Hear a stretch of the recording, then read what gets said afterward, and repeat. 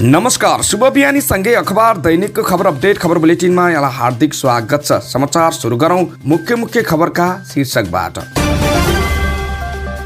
पोखरामा भएको यति विमान दुर्घटनामा पाइलट दोषी, छानबिन आयोगको निष्कर्ष। विद्युत कटौती बक्यौता असुलीको अन्तिम उपाय, कुलमान घिसिङको भनाई। प्रधानमन्त्रीले मन्त्री हेरफेर गर्न चाहेमा काङ्ग्रेस बाधक नबन्ने। एनसीएलको शेयर बारे छानबिन पछि मात्र सरकारले आवश्यक निर्णय लिन्छ, मन्त्री शर्माको भनाई। सर्लाहीमा मिटर ब्याज पीडित र प्रहरी बीच झडप। त्रिवी परीक्षा नियन्त्रकको गाडी पार्किङ स्थलमा सोभियुले लगायो ताला। एयर कार्गो मार्फत आएको 1 किलो गाँजा बरामद। चोरीको आरोपमा गुल्मीमा 12 जना पक्राउ। बन्द भएका 37 मेडिकल शिक्षण संस्थाका सञ्चालकले बुझाए सरकारलाई साँचो। पशुपति आर्यघाटमा विद्युतीय सप्ताह गृहको संख्या बढाउन संसदीय समितिको निर्देशन। नागढुङ्गा सुरुङ ब्रेक थ्रु हुन 98.60 मिटर बाँकी। एकीकृत समाजवादीका 50 जना नेताको अङ्गदानका लागि स्वीकृति। प्रधानमन्त्री कार्यालयको संरचना फेरबदल, अब 3 सचिव मात्रै। हर्क साम्पाङको कार्यकक्षमा इलम्बरको तस्बिर। 3 न्यायाधीशमाथि जाँचबुझ गर्न न्याय परिषदले बनायो समिति। सिटिभिटीको सदस्य सचिवमा महेश भट्टराई नियुक्त। वैदेशिक व्यापारका चुनौती सामना गर्न क्षेत्रीय संगठन सहयोगी, मन्त्री साउदको भनाई। रुस र नासा सन् 2025 सम्म संयुक्त आइएसएस उडान जारी राख्न सहमत। र पोखरालाई हराउँदै ललितपुर एनएसएलको फाइनलमा प्रवेश। अब समाचार विस्तारमा। गत वर्ष पोखरामा भएको यति एयरलाइन्सको विमान दुर्घटनामा पाइलटको मानवीय त्रुटि मुख्य कारण रहेको निष्कर्ष निकालिएको छ।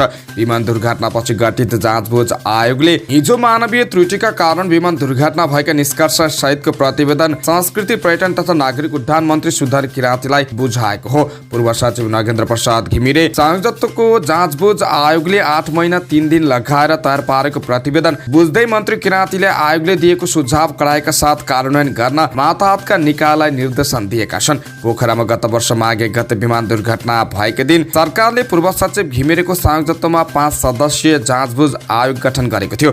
आयोगमा हवाई विज्ञ, नेपाली सेनाका अवकाश प्राप्त क्याप्टेन दीपक प्रकाश वास्तोला, अवकाश प्राप्त क्याप्टेन सुनिल थापा, जहाज मर्मत सम्भार विषयका इन्जिनियर एकराज जङ थापा र आयोगको सदस्य सचिवमा संस्कृति, पर्यटन तथा नागरिक उड्डयन मन्त्री सुदन किराँतीका सहसचिव बुद्धिसागर लामिछाने थिए।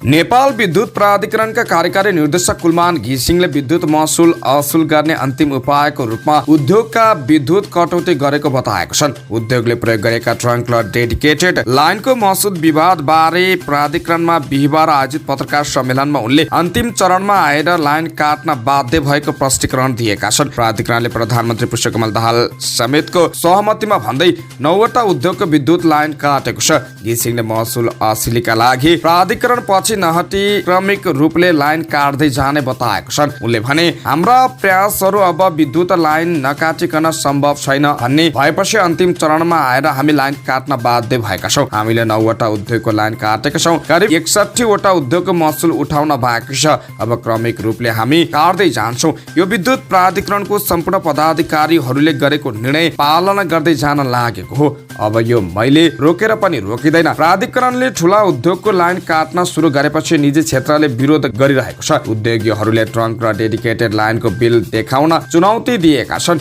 यस विषयमा घिसिङले बक्यौताका सबै विवरण देखाउन तयार रहेको बताए। उनले पत्रकार सम्मेलनमा विद्युत प्राधिकरण अन्तर्गत आवश्यक डाटाहरू उपलब्ध गराउने प्रतिबद्धता व्यक्त गरे। उनले भने, आजबाट जुन विवाद भइरहेको छ त्यसको हकमा तपाईहरू कसैले कुनै पनि डाटा विद्युत प्राधिकरण अन्तर्गत माग्नु भयो भने उपलब्ध गराउने प्रतिबद्धता व्यक्त गर्दछु। डाटा लुकाएको भन्ने विषय उठ्ने गरेको हुनाले मैले यति भनेको हो। सत्ता साझेदारी नेपाली काङ्ग्रेसले प्रधानमन्त्रीले मन्त्री हेरफेर गर्न चाहे आफू बाधक नभन्ने बताएको छ।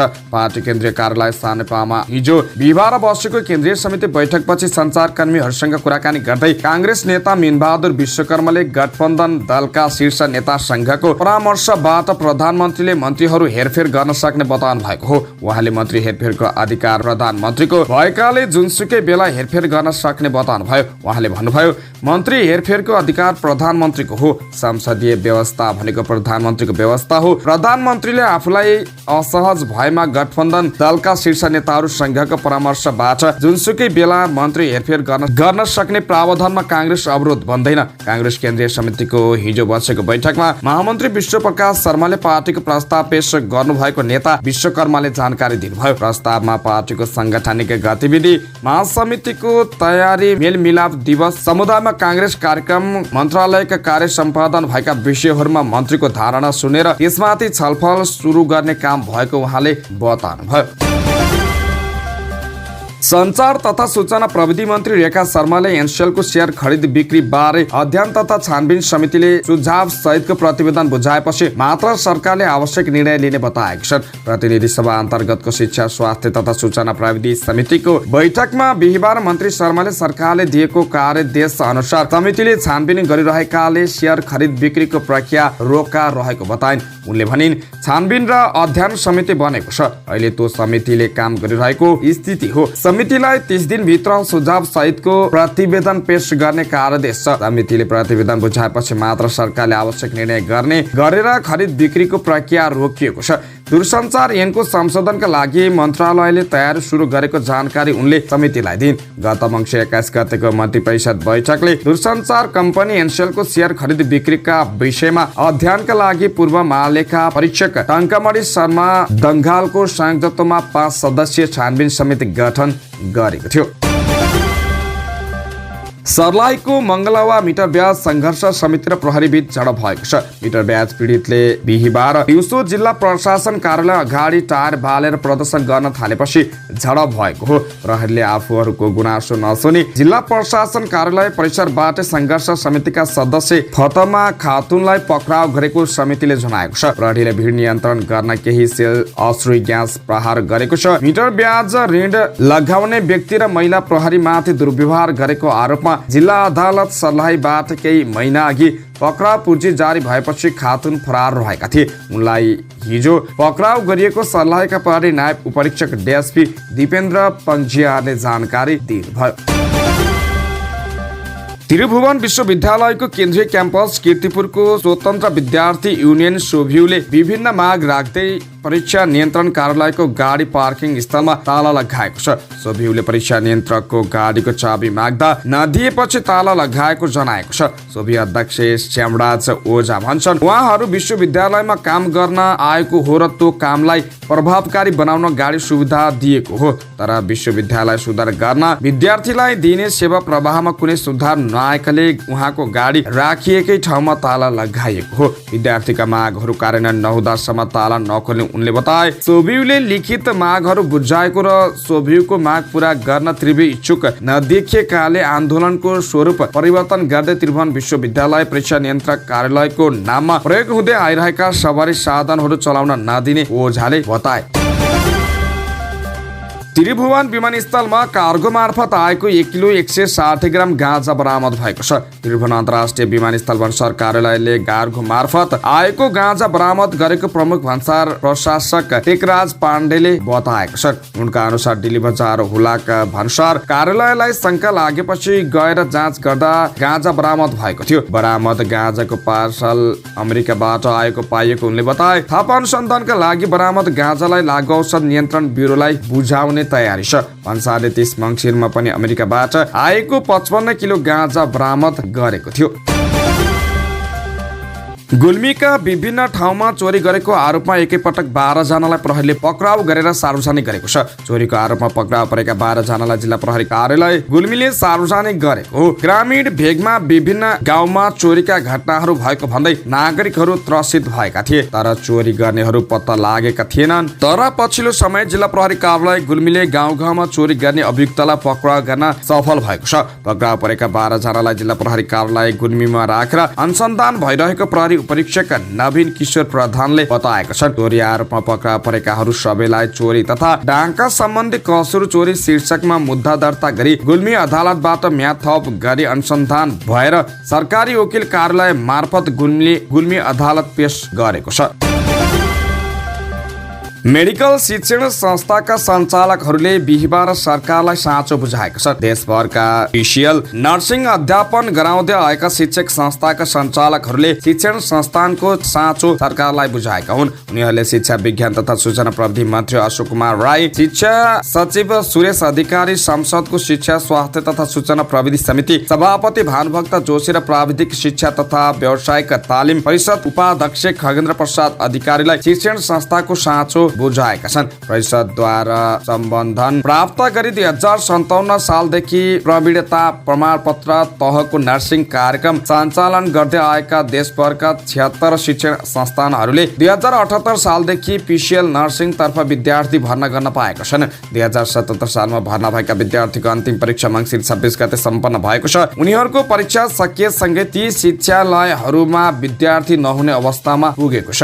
हाल वार्षिक परीक्षा दिएर बसेका 2078 ब्याजका नियमित तर्फका 2680 विद्यार्थीहरू तथा त्यस अघिका आंशिक परीक्षा दिएका विद्यार्थीहरूको समेत नतिजा प्रकाशन चारित्रिक प्रमाणपत्र वितरण समस्या देखिएको छ। 2057 सालदेखि यी शिक्षालयहरूमा अध्ययन सम्पन्न गरेका विद्यार्थीहरूको शिक्षण प्रमाणपत्र प्रमाणीकरण समेत समस्या देखिएको सञ्चालकहरूको दाबी छ। पशुपति आर्यघाटमा विद्युतीय शवदाह गृहको संख्या बढाउन सरकारलाई संसदीय समितिले निर्देशन दिएको छ। बिहिबार पर्यटन तथा नागरिक उड्डयन मन्त्री सुधन किराँतीले मन्त्रालयका सचिव, पशुपति सेवा विकास कोषका सदस्य सचिव, कोषाध्यक्ष र कोषाध्यक्षसँग छलफल गरेपछि प्रतिनिधि सभाको अन्तर्राष्ट्रिय सम्बन्ध र पर्यटन समितिले यस्तो निर्णय गरेको हो। पशुपति आर्यघाटमा शवको चापको आधारमा विद्युतीय शवदाह गृहको संख्यामा बढोत्तरी गर्न आवश्यक व्यवस्था गर्न पशुपति क्षेत्र विकास कोषलाई निर्देशन दिने बिहिबार बसेको समिति बैठकको निर्णय छ। विश्व सम्पदा सूचीमा सूचीकृत पशुपतिनाथ मन्दिर क्षेत्रको उपयुक्त समयमा स्थलगत अनुगमन गर्ने पनि समितिको निर्णय छ। यसैगरी समितिले पशुपति क्षेत्र विकास कोषले आनन्द होटल प्रालीसँग गरेको सम्झौताको विवरण सहितको विस्तृत जानकारी समितिलाई 3 दिनभित्र उपलब्ध गराउन पशुपति क्षेत्र विकास समितिलाई निर्देशन गरेको छ। काठमाडौँको मुख्य प्रवेशद्वार नागढुङ्गामा निर्माण भइरहेको नागढुङ्गा टनेल सुरुङ ब्रेकथ्रु हुन अब 100 मिटर भन्दा कम लम्बाइ बाँकी रहेको छ। आयोजनाले बुधबार सार्वजनिक गरेको विवरण अनुसार यो सुरुङको ब्रेकथ्रुका लागि अब मात्र 98.60 मिटर खन्न बाँकी रहेको छ। नागढुङ्गाको मुख्य सुरुङ कुल 2688 मिटर लम्बाइको हो, जसमध्ये 2589.40 मिटर सुरुङ खनिसकिएको आयोजनाका निमित्त आयोजना प्रमुख गोविन्द डुमारुले जानकारी दिएका छन्। उनका अनुसार आयोजनाको सुरुङ तर्फको मात्र प्रगति अब 98.20% पुगेको छ। अब बाँकी 1.80% काम सम्पन्न भएसँगै सुरुङ ब्रेकथ्रु हुने भएको छ।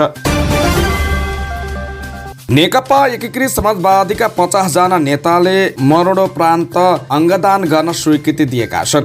सो पार्टीको 70औं सचिवालय बैठकले मरणोपरान्त अङ्गदान गर्न अभियानकै रूपमा अघि बढाउने निर्णय गरेको थियो। सो अनुसार बिहिबारसम्म 50 जना नेताले अङ्गदानका लागि आवश्यक फर्म भरेर स्वीकृति दिएका छन्। एकीकृत समाजवादीको जारी केन्द्रीय समिति बैठकमा सहभागी नेताहरूले अङ्गदानका लागि स्वीकृति दिएको सो पार्टीका केन्द्रीय सचिव जीवनराम श्रेष्ठले जानकारी दिए। त्यसका लागि बिहिबार बैठक स्थलमै शहीद धर्मभक्त राष्ट्रिय प्रत्यारोपण केन्द्र भक्तपुरका प्रमुख डाक्टर प्रकार श्रेष्ठ नेतृत्वको टोलीले सचिवालय सदस्य लगायतका नेताको फर्म भरेको छ। मानिसहरूले सहज रूपमा अङ्गदान गर्न पाउनुपर्छ भन्ने मान्यता अनुसार हामीले पार्टीभित्र अङ्गदानका लागि अभियानकै रूपमा चलाउने घोषणा गरेका छौँ। सही अनुसार 50 जना नेताले स्वीकृति दिइसक्नु भएको छ। नेता श्रेष्ठले भने कलेजो किडनी लगायतका समस्याबाट मानिसहरू पीडित भएर मृत्युवरण समेत गर्नु परेको अवस्थामा ध्यानमा राखेर कोही पनि मानिस अङ्ग नपाएर नमरोस् भन्ने यस्तो अभियान चलाएको एकीकृत समाजवादीको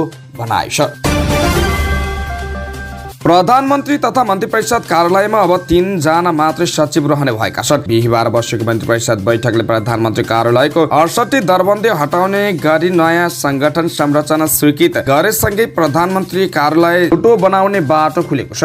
नयाँ संगठन तथा व्यवस्थापन सर्वेक्षण O&M सर्वे अनुसार प्रधानमन्त्री कार्यालयको काटिएको दरबन्दीका कर्मचारीहरू अब अन्यत्र काम गर्ने संचार तथा सूचना प्रविधि मन्त्री एवं सरकारकी प्रवक्ता रेखा शर्माले बताइन्।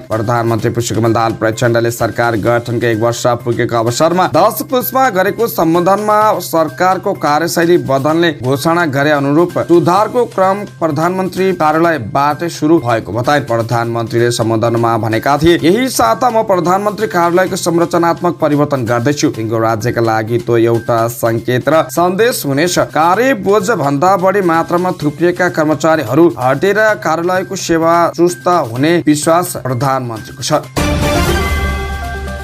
धरान उपमा नगरपालिकाका मेयर हर्क साम्पाङले आफ्नो कार्यकक्षमा किराँती राजा इलम्बरको तस्बिर राखेका छन्। उनले बुधबार सामाजिक सञ्जाल फेसबुक मार्फत इलम्बरको तस्बिर राख्ने जानकारी दिएका थिए। भोलि म राष्ट्रपति र प्रधानमन्त्रीको फोटो हटाएर इलम्बरको फोटो राख्दैछु। जुन दिन केन्द्रले धरानलाई महत्त्व दिन्छ त्यो दिन पुनः उनीहरूको फोटो टाङ्नेछु। जय देश मेयर साम्पाङले लेखेका थिए। गैरदलीय जिम्मेवारी दिएर मेयर जितेका साम्पाङले केही दिन यता संघीय सरकार विरुद्ध कडा शब्दमा स्ट्याटस लेख्दै आएका थिए। बुधबार मात्रै उनले लेखेका थिए, लडेर मात्र प्राप्त गर्ने उद्देश्यलाई अधिकार भनिन्छ, दयाले दिएको त भिक्षा हो। कार्यकक्षमा इलम्बरको तस्बिर राखेकोमा भन्दा पनि राष्ट्रपति रामचन्द्र पौडेल र प्रधानमन्त्री पुष्पकमल दाहाल प्रचण्डको तस्बिर हटाएकोमा उनीहरूको विरोध भइरहेको छ। धरानका राजनीतिक दलहरूले संयुक्त वक्तव्य जारी गरी मेयर साम्पाङको कदमप्रति आपत्ति जनाएका छन्।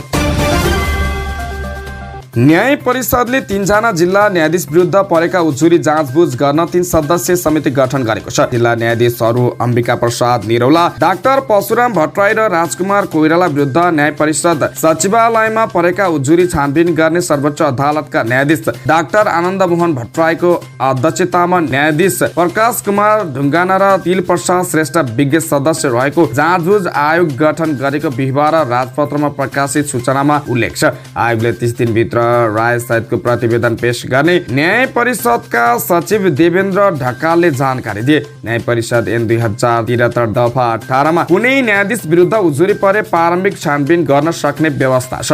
दफा 18 अनुसार प्रारम्भिक छानबिन समितिले न्यायाधीश माथि थप जाँचबुझ गराउन आवश्यक देखेमा जाँचबुझ समिति गठन गराउन सक्ने व्यवस्था अनुसार समिति बनेको हो।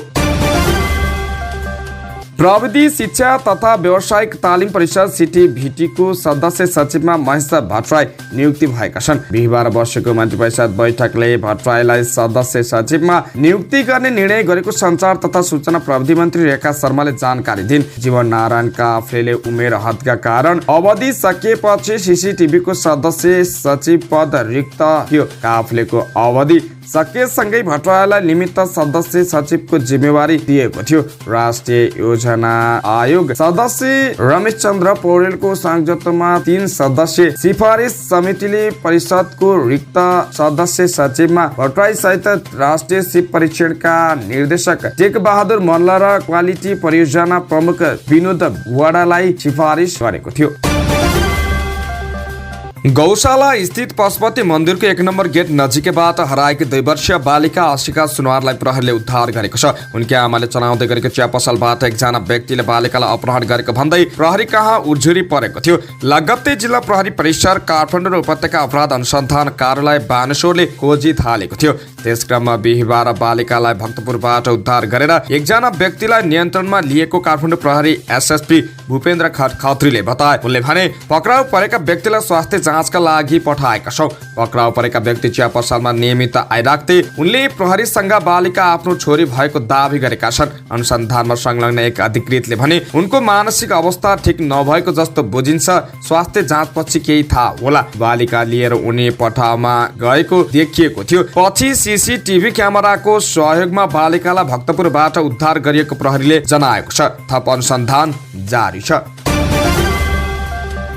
अध्ययन तथा रोजगारी र शान्ति मिशनका लागि विदेश जाने नेपालीले अब 3 दिनभित्र सवारी चालक अनुमति पत्र अर्थात् लाइसेन्स पाउने भएका छन्। यस्ता नेपालीहरूले छिटो लाइसेन्स पाउन आउँदो 15 गतेदेखि apply.dptm.gov.np मार्फत निवेदन दिन सक्ने यातायात व्यवस्था विभागले जनाएको छ। विभागका अनुसार निवेदन स्वीकृत भएको मितिले 3 दिनभित्र स्मार्ट कार्ड छपाई गरी वितरण हुनेछ।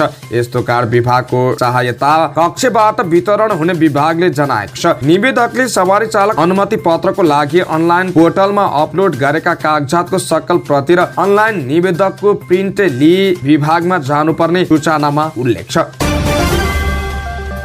परराष्ट्र मन्त्री एनपी साउदले वैदेशिक व्यापारमा नेपालका लागि थुप्रै चुनौती रहेको भन्दै त्यसको सामना गर्न क्षेत्रीय संगठनको आबद्धता सहयोगी हुने बताएको छन्। नीति अनुसन्धान प्रतिष्ठानले बिहिबार राजधानीमा आयोजना गरेको बिमस्टेकको भावी कार्यदिशा विषयक कार्यक्रमलाई सम्बोधन गर्दै उनले नेपाल पनि एसिया क्षेत्रमा स्थापना भएका संगठनहरूमा सदस्यता प्राप्त गरी संवाद र सहकार्य गर्दै आएको बताए। भूपरिवेष्टित मुलुक भएका कारण वैदेशिक व्यापारसँग सम्बन्धित नेपालका विशिष्ट चुनौती छन् र अल्प विकसित मुलुक भएकै कारण आर्थिक विकाससँग सम्बन्धित अनेकौं चुनौती हामीले सामना गरिरहेका छौं। मन्त्री साउदले भने यी चुनौतीहरूको सामना गर्न क्षेत्रीय संगठन भित्रको अर्थपूर्ण आबद्धता हाम्रा लागि सहयोगी हुने कुरामा दुई मत छैन। उनले आपसी सहयोग, अभिवृद्धि तथा आर्थिक विकास गर्ने उद्देश्यले विकासका विभिन्न मुलुकहरू आफ्ना क्षेत्रमा संगठित हुँदै आएको उल्लेख गरेका छन्। सरकारी ठगीमा आफ्नो नाम मुछिएपछि राष्ट्रिय स्वतन्त्र पार्टीका सभापति रवि लामिछानेले प्रष्टीकरण दिएका छन्। सूर्यदर्शन बचत तथा ऋण सहकारी संस्थाका अध्यक्ष जीवी राई र सभापति लामिछाने विरुद्ध बचतकर्ताको अरबौं रुपियाँ हिनामिना गरेको आरोप लागेपछि सभापति लामिछानेले सामाजिक सञ्जाल मार्फत प्रष्टीकरण दिएका हुन्। सञ्चार माध्यमले गर्ने आलोचना सकारात्मक दिशा निर्देश र निन्दापूर्तित उद्देश्य प्राप्तिका लागि हो भन्दै सभापति लामिछानेले आक्रोश पोखेका छन्। उनले नियत नै खराब राख्नेसँग सही नियतले प्रतिवाद गर्नुको पनि खासै अर्थ नहुने बताएको छन्। सभापति लामिछानेले एउटै झुट निरन्तर ओकल्दा सत्य झैं ठानिने आम प्रवृत्ति बीच केही तथ्य राख्नै पर्ने जरुरत रहेको बताएको छन्। उनले प्रतिवाद, प्रतिशोध र खण्डन केही पनि होइन, सत्य स्थापित गर्ने प्रयास मात्रै भएको समेत बताएका छन्। सभापति लामिछानेले ग्यालेक्सी टिभीले कुनै सहकारीबाट ऋण लिनु वैधानिक नभएको र त्यसबापत तत्कालीन शेयर सदस्यका रूपमा आफूलाई पनि कारबाही हुन्छ भने भोग्न तयार रहेको बताए।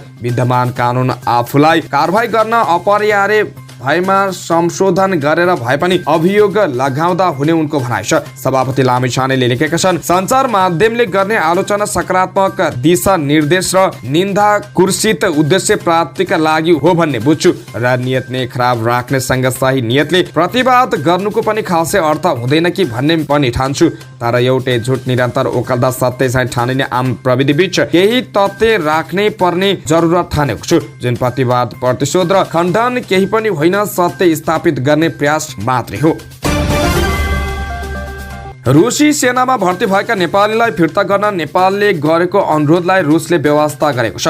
नेपालको मस्को स्थित नेपाली दूतावास मार्फत रुसी परराष्ट्र मन्त्रालय र काठमाडौँ स्थित रुसी दूतावास मार्फत रुसी सेनामा नेपालीको भर्नामाथि आपत्ति जनाए पनि रुसले व्यवस्था गर्दै आएको हो। नेपालले मानव तस्करको सञ्जाल प्रयोग गरी रुसी सेनामा भर्ना गरिएका नेपालीलाई फिर्ता गर्न र थप भर्ना नगर्न 1 महिना अघि अनुरोध गरेको थियो। तर रुसले युद्धमा खटाइएका नेपालीहरूको यथार्थ समेत उपलब्ध गराएको छैन। रुसी सेनामा रहेका नेपालीका अनुसार युद्ध लड्न नसकी घाइते भएकाहरू फिर्ता हुन चाहे पनि रुसले फर्कान अनुमति दिने गरेको छैन। रुसी सेनामा भर्ती भई युक्रेनसँग लड्न गएका मध्ये 9 नेपालीको मृत्यु भइसकेको छ। परराष्ट्र मन्त्रालयले आफन्तहरूबाट कम्तीमा 100 जना नेपालीहरू सम्पर्कविहीन भएको सूचना आएको जनाएको छ। पछिल्लो पटक गत 4 पुसमा परराष्ट्र मन्त्री एनपी साउदले नेपालका लागि रुसी राजदूत एलेक्सेई नोभिकोभालाई बोलाएर नेपालीहरूलाई सेनामा भर्ती गर्दै पुरा तालिम नदी रेड जोनमा नपठाउन तथा त्यहाँ भएका नेपालीलाई यथाशीघ्र पठाउन आग्रह गरेका थिए।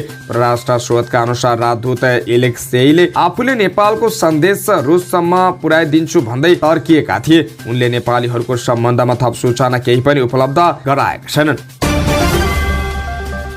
भूकम्प पछि त्रिपालमा बस्दै आएकी जाजरकोटकी एक किशोरीमाथि बलात्कार भएको छ। त्रिपालमा बस्दै आएकी 21 वर्षकी किशोरीमाथि कार्तिक 26 गते राति 8:30 बजे बलात्कारको घटना भएको जिल्ला प्रहरी कार्यालय जाजरकोटले जनाएको छ। शौचालय गएकी किशोरीलाई फर्किँदै गर्दा नलगाडा नगरपालिका 1 का 21 वर्षका गोपाल बादीले बलात्कार गरेको भन्दै किशोरीको तर्फबाट जिल्ला प्रहरी कार्यालय जाजरकोटमा मुद्दा दायर भएको थियो। गोपाल पनि त्रिपालमै बस्दै आएका थिए। प्रहरीले कार्तिक 27 गते मुद्दा दर्ता गरेर अनुसन्धान अघि बढाएको थियो। बलात्कारको घटना भएको मौखिक जानकारीपछि प्रहरी तत्कालै घटनास्थल पुगेर अनुसन्धान अघि बढाएको जिल्ला प्रहरी कार्यालय जाजरकोटका निमित्त कार्यालय प्रमुख प्रहरी निरीक्षक माधव विश्वकर्माले बताएका छन्। 28 गते गोपाललाई पक्राउ गरेर थप अनुसन्धान गरिरहेको प्रहरीले जनाएको छ। मङ्सिर 27 गते गोपाललाई जिल्ला अदालत जाजरकोटले पूर्व पक्षका लागि थुनामा पठाएको छ।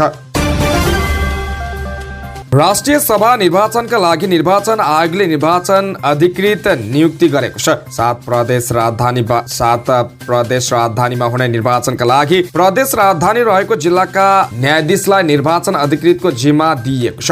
आयोगले जारी गरेको सूचना अनुसार कोसीमा मोरङ जिल्ला अदालतका न्यायाधीश दुर्गा प्रसाद ढुङ्गेल निर्वाचन अधिकृत छन्। त्यस्तै मधेसमा धनुषा जिल्ला अदालतका न्यायाधीश नारायण प्रसाद सुवेदी, बागमतीमा मकवानपुरका जिल्ला न्यायाधीश महेन्द्र बहादुर कार्की, गण्डकीमा कास्की जिल्ला अदालतका न्यायाधीश केशव प्रसाद वास्तव निर्वाचन अधिकृत बनेका छन्। लुम्बिनीमा दाङ जिल्ला अदालतका न्यायाधीश कृपा सुब्र कार्की, कर्णालीमा सुर्खेत जिल्ला अदालतका न्यायाधीश विष्णु प्रसाद अर्याल र सुदूरपश्चिममा कैलाली जिल्ला अदालतका न्यायाधीश ओम प्रसाद अर्याल निर्वाचन अधिकृत बनेको आयोगका प्रवक्ता शालिग्राम शर्मा पौडेलले जानकारी दिए। उनीहरूले नियुक्ति पुष 16 गतेदेखि लागू हुने आयोगको भनाइ छ। उनीहरूले 16 गते नै सम्बन्धित प्रदेशको प्रदेश निर्वाचन कार्यालयमा निर्वाचन अधिकृतको कार्यालय स्थापना गर्नुपर्नेछ। विराटनगर महानगरपालिकाले बरामद गरेको ठूलो परिमाणको सुर्तीजन्य पदार्थ नष्ट गरेको छ। विराटनगरमा सुर्तीजन्य पदार्थको बिक्री वितरण र सेवामा लगाएको प्रतिबन्धको व्यवस्था गर्दै बिक्री गरेको फेला परेपछि महानगरले विभिन्न पसलबाट बरामद गरेको थियो। पछिल्लो समय नगरपालिकाले सुर्तीजन्य पदार्थ बिक्री वितरण र सेवामा कडाई गरेको छ। महानगरले ऐन नै बनाएर सुर्तीजन्य पदार्थको बिक्री वितरण प्रतिबन्ध लगाएको हो। सुर्तीजन्य पदार्थको प्रयोगले मानवीय स्वास्थ्यमा गम्भीर असर पर्नुका साथै महानगरको सरसफाइमा समेत समस्या देखिएकाले प्रतिबन्ध लगाउनु परेको मेयर नागेश कोइरालाले बताएका छन्। मेयर कोइरालाकै उपस्थितिमा महानगरले बुधबार करिब 59 किलो सुर्तीजन्य पदार्थ नष्ट गरेको हो। गुड्का, तुलसी, खैनी लगायतका सुर्तीजन्य पदार्थ नष्ट गरिएको नगर प्रहरीका प्रमुख राजन पौडेलले जानकारी दिनुभयो। यसअघि पनि 53 किलो सुर्तीजन्य पदार्थ नष्ट गरिएको थियो। महानगरले पौडेललाई सुर्तीजन्य पदार्थको अनुगमनको जिम्मेवारी तोकेको छ। केही दिन अघि एकजना व्यापारीलाई महानगरले 10,000 रुपियाँ जरिवाना समेत गराएको थियो। पटक पटकको चेतावनीलाई व्यवस्था गर्दै केहीले बिक्री गरेको फेला परेपछि महानगरले ती व्यापारीलाई जरिवाना गरेको जनाएको छ। सुर्तीजन्य पदार्थको बिक्री वितरण र सेवामा प्रतिबन्धपछि विराटनगरमा सरसफाइमा समेत सहयोग पुगेको मेयर कोइरालाको भनाइ थियो। नेपाल दूरसञ्चार प्राधिकरणले एनसीएलको शेयर खरिद बिक्रीमा कानुनी प्रक्रिया पूरा नभएको स्पष्ट पारेको छ। सार्वजनिक लेखा समितिलाई पत्र लेख्दै प्राधिकरणले एनसीएलको शेयर खरिद बिक्रीबारे जानकारी गराएको हो। जसमा दूरसञ्चार नियमावली 2054 को नियम 15 अनुसार चुक्ता पुँजीको 5% शेयर खरिद बिक्री गर्नु अघि प्राधिकरणको स्वीकृति वा अनुमति लिनुपर्ने कानुनी प्रावधान पूरा नभएको उल्लेख छ। नेपाल दूरसञ्चार प्राधिकरण नियमावली 2076 को विनियम 4 क बमोजिम समेत आफ्ना शेयर धनीको शेयर खरिद बिक्री वा नामसारी गर्नु पूर्व प्राधिकरणको अनुमति वा स्वीकृति लिनुपर्ने उल्लेख छ। यो कानुनको परिपालना नभएको अवस्थामा प्राधिकरणले दूरसञ्चार ऐन 2053 को दफा 47 अनुसार कारबाही प्रक्रिया अगाडि बढाउन सक्ने समेत प्राधिकरणले स्पष्ट पारेको छ। प्राधिकरणले लेखा समिति बनाए अनुसार मलेसियन टेलिकम कम्पनी आजियाटा ग्रुपले आफ्नो स्वामित्वको 80% शेयर बेलायतमा दर्ता भएको स्पेक्ट्रलाइट कम्पनीलाई बिक्री गरेको भनी खरिद बिक्री सम्झौता र प्रेस विज्ञप्ति मार्फत गराएको जानकारी बारे आधिकारिक विवरण उपलब्ध गराउन 15 र 25 मङ्सिरमा पत्र लेखिएको छ। त्यसका आधिकारिक कागजात प्राप्त नभएको समेत प्राधिकरणले जनाएको छ। यसबारे कारोबारको वास्तविक शेयर खरिद मूल्यको जानकारी शेयर खरिद सम्झौताबाट स्पष्ट हुन सक्ने भएकाले सोको प्राप्ति पश्चात यकिन हुन सक्ने जानकारी समेत प्राधिकरणले लेखा समितिलाई गराएको छ। समाचारको क्रममा अन्तर्राष्ट्रिय खबर रुसी र अमेरिकी अन्तरिक्ष एजेन्सीहरू कम्तीमा पनि सन् 2025 सम्म अन्तर्राष्ट्रिय अन्तरिक्ष स्टेसन आइएसएममा चालक दललाई पुर्याउनका लागि मिलेर काम गर्न सहमति भएको रुसी निगम रोस्कोस्मोसले बिहिबार बताएको छ। एउटा अन्तरिक्ष यानमा विभिन्न राष्ट्रका चालक दल सहभागी गराएर पठाइने कथित क्रस फ्लाइटरहरू समावेश भएको अन्तरिक्ष क्षेत्र रुसले युक्रेनमा सेना पठाएपछि मस्को र वासिङटन बीच सहयोगको एउटा दुर्लभ क्षेत्र हो। सन् 2025 सम्म क्रस फाइटर जारी राख्ने बारे सम्झौता भएको छ। रोस्को इस्मोसले विज्ञप्तिमा भनेको छ। यो निर्णयका समग्र रूपमा ISS को विश्वसनीयता कायम राख्न लिएको थियो। यसको उद्देश्य रुसी खण्डमा रोस्कोस्मोसको कम्तीमा एक प्रतिनिधिको उपस्थिति र अमेरिकी खण्डमा नासाको कम्तीमा एक प्रतिनिधिको उपस्थितिलाई ग्यारेन्टी गर्नु हो। शीत युद्ध स्पेस रेस पछि अमेरिका रुस सहयोग बढेको समयमा सन् 1998 मा ISS सुरु भएको थियो। ISS का साझेदारहरू अमेरिका, रुस, युरोप, क्यानाडा र जापान अहिले सन् 2024 सम्म मात्र परिक्रमा प्रयोगशाला सञ्चालन गर्न प्रतिबद्ध छन्। यद्यपि अमेरिकी अधिकारीले यसलाई सन् 2030 सम्म जारी राख्न चाहेको बताएका छन्। समाचारको अन्त्यमा खेल खबर। पोखरा थन्डर्सलाई 2-1 गोलले हराउँदै Lalitpur city Nepal super league NSL को फाइनलमा पुगेको छ। दशरथ रङ्गशालामा भएको दोस्रो क्वालिफायरको 33औं मिनेटमा निखिल कदम रातो कार्ड दोहोरो पहेँलो कार्ड पाउँदै बाहिरिएपछि 10 खेलाडीमा सीमित भए पनि ललितपुरले पोखरालाई अतिरिक्त समयमा हरायो। पोखरालाई जिताउन 79औं मिनेटमा कुशल देवालले निर्णायक गोल गरेका थिए। उमलाजा करिमले हानेको फ्री किकमा कप्तान अनन्त तामाङले बक्समा हेड गरेका थिए। त्यो बल पोखराका खेलाडीले भेटे पनि क्लियर गर्न सकेनन्, जसलाई 6 यार्ड बक्स भित्रै कुशलले भेटाएर बललाई जाली जुमाए। निर्धारित 90 मिनेटमा दुवै टिमबाट 1-1 गोल भएपछि खेल अतिरिक्त समयमा धक्कलिएको थियो। खेलमा पछिल्लो अग्रता पनि ललितपुरले नै लिएको थियो। 45औं मिनेटमा इमोह इजेकेलले गोल गर्दै ललितपुरलाई अग्रता दिलाएका थिए। पापा इबो केबेले आफ्नै क्षेत्रबाट काउन्टर एट्याकमा लामो पास इमोहका लागि निकालेका थिए। इमोहले कन्ट्रोल गर्दै बक्ससम्म पुर्याएर हानेको बल गोल भएको थियो। अवस्था नै खबरसँगै आजलाई अखबार दैनिक सक्यो। स्वस्थ ताजा निष्पक्ष समाचारको लागि हाम्रो च्यानल सब्स्क्राइब गर्न नभुल्नुहोला। बिदा हुन्छौँ, नमस्कार।